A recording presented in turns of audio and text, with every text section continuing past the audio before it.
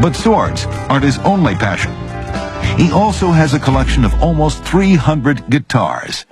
Many of these instruments were hard to find. I collect guitars because I'm a serious player and I've been playing since I was a child. And I love guitar and I play all kinds of different music. Seagal uses his collection in the studio and on stage.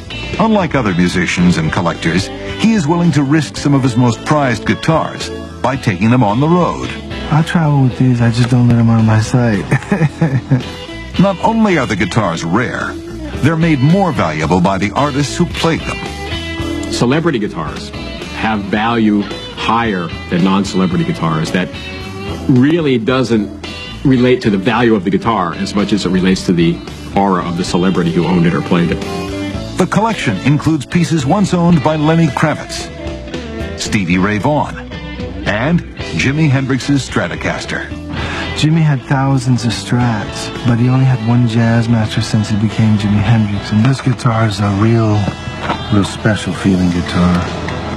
Seagal loves rock and roll, but the roots of his collection are in the blues. It's the people who made blues come to life in the United States of America and all over the world. He owns 4 guitars from B.B. King, which all hold his signature name of Lucille. I don't have one favorite. There are certain sort of spiritual guitars that have tremendous spiritual meaning to me, like the Telly that Albert Collins used a lot. Albert Collins earned the name the Master of the Telecaster. He himself put this kind of psychedelic sticker on here, and I think he was one of the greatest blues guitar players of our time. But Steven Seagal believes that the birth of the blues is represented elsewhere in his collection. I was born and raised in the blues, and so if you really play blues, I think you have to be able to play an acoustic also. Seagal owns many old acoustics, which are reminiscent of the blues. But some of the rarest and greatest acoustic guitars in Seagal's collection are manufactured by Martin Guitars. I have a lot of old Martins, pre-war Martins. Seagal's pre-World War II D45 is considered one of the best-sounding acoustic guitars in the world. It has the snowflake inlay on the neck, but it also has tuners that are factory tuners that are kind of gold. There's only a few of those in the world.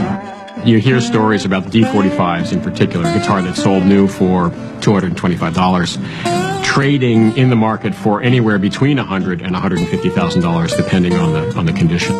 C.F. Martin started his guitar company nearly 2 centuries ago. Since then, they have successfully produced many of the finest collectible guitars known to man. The craftsmanship is impeccable. Taking over 2 years to build, the 1 millionth Martin is the rarest and most valuable guitar they have ever crafted.